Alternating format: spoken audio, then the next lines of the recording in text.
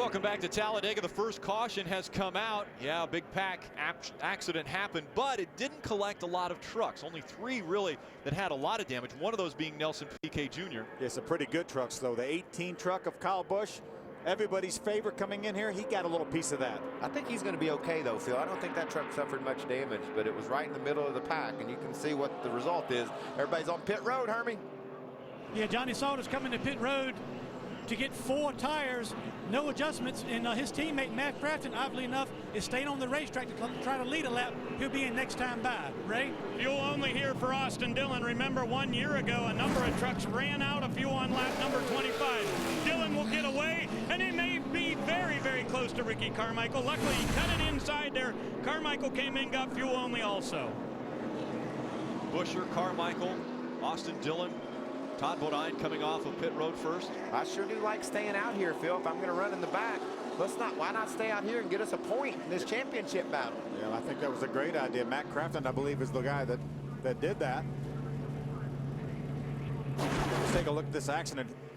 Watch the outside, not the very outside slow truck, but see the orange truck. The orange and white truck of Josh Richards. He runs into the 8 of Nelson Piquet Jr. You see Cole Witt gets a piece of that. Kyle Busch got a piece of that, and Jeffrey Earnhardt in the 1 truck got a good piece of that. A little bit of damage. Yeah, the 99 of Patrick Shelter also has some damage to the front of that truck. Yeah, Patrick caved in the front of his truck, so that'll cause some issues with cooling that thing. Here's another shot here. Watch the orange and white truck on the outside. He runs into the 8 of Nelson Piquet Jr., turns him down into the 20 of Johanna Long, and see the damage to the left front fender of Kyle Busch from the right rear quarter panel of that 8. Look at that job Brendan Gaughan does getting around that in his South Point truck.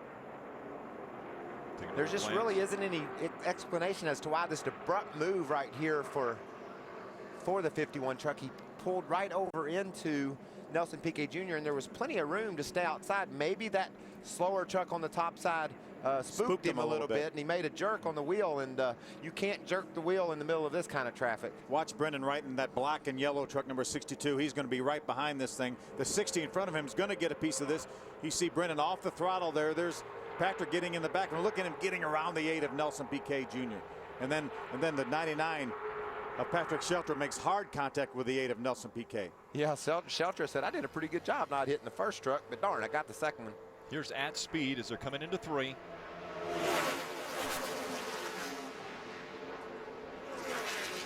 It so often happens, the truck that really initiated contact got very little damage. Josh Richards, hardly any damage at all. Here we're going to watch the 60 of Cole Witt, too. He catches a club right in the left side of the Timothy Peters, I believe, on the inside there.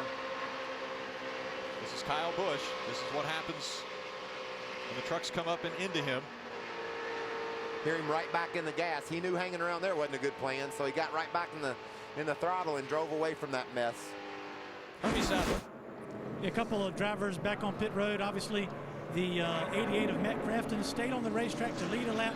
He came in and just got fuel only for the 88, but Kyle Busch is now on his 3rd trip back to pit road, repairing damages they got on the racetrack on the contact that you saw just a moment ago. They've been very methodical with the changes they made. The first couple times was to work on the toe end of this truck. Now they've been working more underneath the bottom of the suspension and some of the cosmetic issues on the left front fender. But tough break for Kyle Busch, but these guys feel like they're getting it back close. But Kyle did, with the experience he's got, gave them a lot of feedback on how the toe was off based on the steering wheel inside of the truck. So they're getting really close to getting him back dialed in to return to the racetrack. Guys, we documented Matt Crafton staying out there to lead a lap. Wouldn't that have been a time for Johnny Sauter, who actually made 2 pit stops to stay out there and lead a lap and get that 1 bonus point? Well, heck, for anybody, especially if you're hanging around at the back of the pack and you needed a point. I mean, if you're going to run up front, that's one thing. But if you're going to hang out for a while, stay out, make your pit stop after everyone else does, get a point. James Buscher and Austin Dillon, as they're running on the racetrack, are currently tied for our points championship. But again, the variable is Talladega and this 2.66 mile super speedway. The big one could happen. We had a little one slow us down for the first time. Welcome back. Coca Cola 250 about to go back green. Our first caution came out. One of the major players in this race, Kyle Busch, involved. But green flag, green flag. They have it fixed now as the green flag comes back out.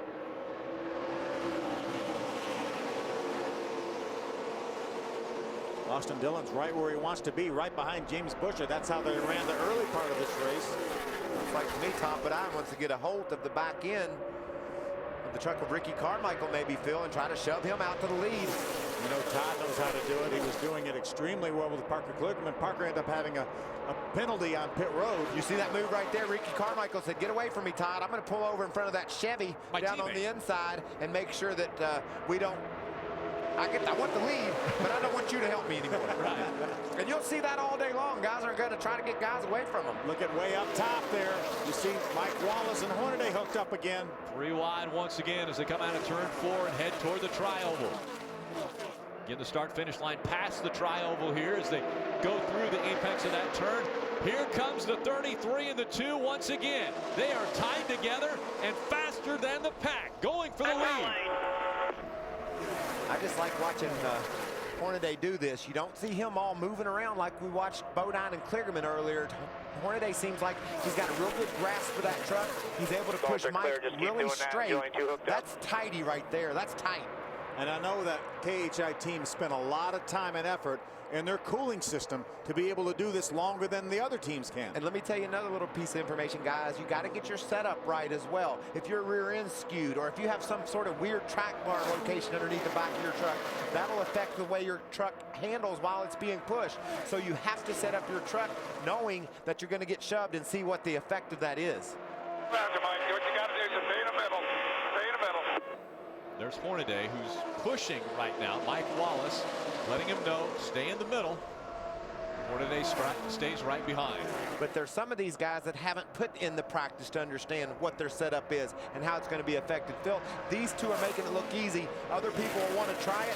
They'll find out. Pick It your ain't spot. easy. That's perfect, because you're getting air and they're not catching you.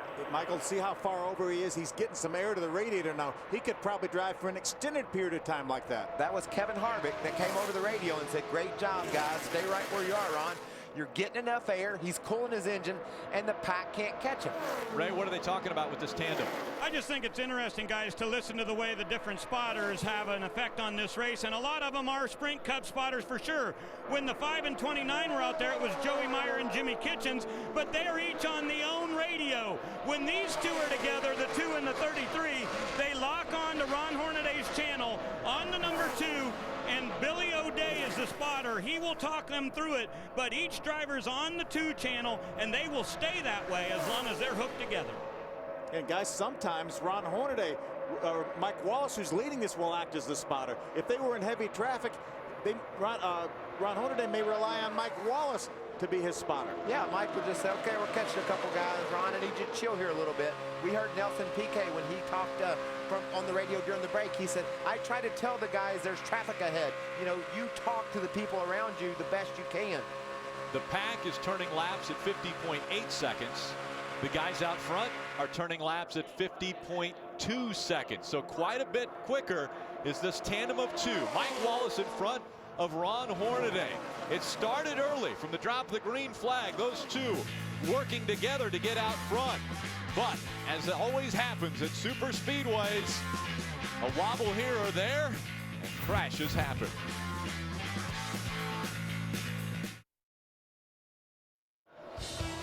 Tonight, the raging waves of the Gold Coast will be deafened by the roar of horsepower. Darrell Waltrip and Michael Joy bring you the call of the Australian V8 Supercars. Gold Coast 600 live tonight. That's 11 p.m. Eastern on Speed, your motorsports authority. When those two were at Bathurst, the sound of silence were deafening by Darrell screaming when he got in one of those cars and went for a ride. Did you see that? I've heard he wasn't going to do that again this week, though. What excitement the Australian V8 Supercars are. Still out front, it is the 33 and the 2, and while we're at break, the 16's hood, that's Donnie Neurenberger, hood flew up, and he went all the way around the racetrack, and we didn't go to a caution. He stayed on the apron, out of the way. As he was leaving pit road, the hood came up. Now, obviously, you can see that he cannot see, so once he got next to the grass in the corners, he could see the grass, but his spotter had to tell him where he was on the racetrack. Right. 4 seconds separating this tandem from the rest of the field. Leading that pack of trucks coming into your screen now is Ricky Carmichael in the 4. Then it's James Busher, Austin Dillon, Miguel Paludo, Timothy Peters, Max Pappas, Jason White, all up there in the top 10, as well as Johanna Long.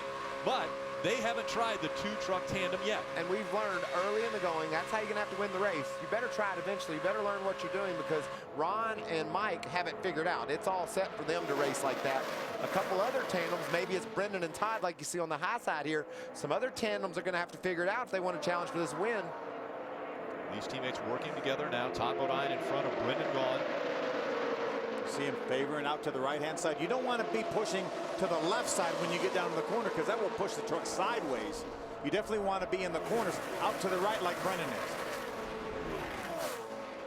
Again, 94 laps scheduled for this one. We've completed 26 on lap 27. Now the switch taking place, it looks like, between Todd Bodine and Brendan Gaughan. Gaughan's going to move to the inside. Bodine drops back behind him. And there's the distance between your race leader and the pack. I'm just going to have to say that's a huge tip of the cap to Kevin Harvick Incorporated for sciencing out exactly what they wanted to do on the cooling of those trucks, the setup on those trucks, to go at it from the beginning tied together. Ray, what's happening? Guys, I wanted to talk about the guys up front. I'll tell you what, Ron Hornaday came on and said he's right at 240. Kevin Harvick had just told him on the radio, we can live with 240. Don't let it go above that. And Kevin said, Ron, if you stay tucked in and really tight on that back bumper and not sneaking out to try to get some air, the trucks are so much faster. So just keep doing what you're doing, but don't let the water temp go above 240. It's going to be a constant battle for them to watch the temperature gauge and watch where they are relative to the back end of that other truck. Again, it's going to be way faster if you're dead in line with them, but you can only do that for a lap, maybe 2 laps at the most. You have to get a little bit of air. And Phil, we're not even to the halfway point of this. Ron really needs to start thinking big picture. He's got a championship to potentially win. I know he wants to win this race, but shouldn't they be thinking about, all right, let's not even test getting the engine too hot early on in this race? They know 240 degrees is not too hot. Now, if he gets up to probably 260 or maybe above that, they may look at it. But as long as that engine is around 240, they're fine. And also, the only thing that can hurt is if the water starts blowing out of the engine. And if the water starts coming out of the cooling system, it goes right onto Ron's windshield. He'll know that. They can make the swap. This is just smart. This is the way you race for a championship. You take what advantage your team has given you, and then you exploit it. And that's exactly what Hornaday's doing. Again, the Thor Sport trucks running toward the back. Austin Dillon running in the middle of the pack. Currently in the 5th spot behind Ricky Carmichael and James Buescher. But again, out in front, the 2-truck tandem of Mike Wallace and Ron Hornaday. I'll tell you, this package right here of the 29 of Parker Kligerman, the 5 of Todd Bodine has really worked well. Remember, Parker got a penalty on pit road for somebody leaving the pit box too soon to provide service on that truck. Our leaders have broken apart too, Phil. They went down into turn 1 and came apart for some reason. I don't know if maybe Ron was thinking about that temperature we talked about. Let's see if these guys are getting any better at it. See if Todd can stay right behind Parker. He's not. You can see that. He's wiggling all over the place. That's scary. We're just moving along up top. I told them we'd swap. I mean, I understand. I just thought our plan was to stay in the back for a while, and that's kind of where I wanted to stay. I don't think we need to be up there trying to pass these guys. We're still learning this deal on the outside of that line. That's what I love about this sport. We're still learning it. Well, we're learning it on lap 29, or we're learning it on lap 30 of a 94-lap race. Look at those two. That looks nothing like the Harvick trucks. It looks nothing like Mike Wallace and Hornaday. And now they've separated, but they're in front of the pack. Worked good, though, didn't it? 2 1/2 seconds faster than Mike Wallace, Ron Hornaday, because they came unhooked, as you said, Michael. Ray Dunlap. Parker Kligerman said on the radio, please tell Todd it's okay when he peeks out to the right, but don't let him go to the left side. When his nose went to the left side, he said, my steering wheel was all over the place. Keep him on the right side or the middle of the bumper. You know, it almost looks like those guys got out front of this big pack, and they're comfortable now not being hooked up. Just a traditional draft. They know Mike Wallace and Ron Hornaday will get ahead of them, but hey, they'll come back another time. Yeah, that's safe there now, and it wasn't safe what they were doing. Golly, I'm glad they decided that, because it was making me nervous. Out in front, Mike Wallace crosses a stripe. They have a 6-second lead over the pack. It's Mike Wallace, Ron Hornaday out front. Parker Kligerman, Todd Bodine, Ricky Carmichael, James Buescher, Austin Dillon, Miguel Paludo, Timothy Peters, Max Pappas. They are your top 10 here in Talladega. Stay with us. More here on Speed.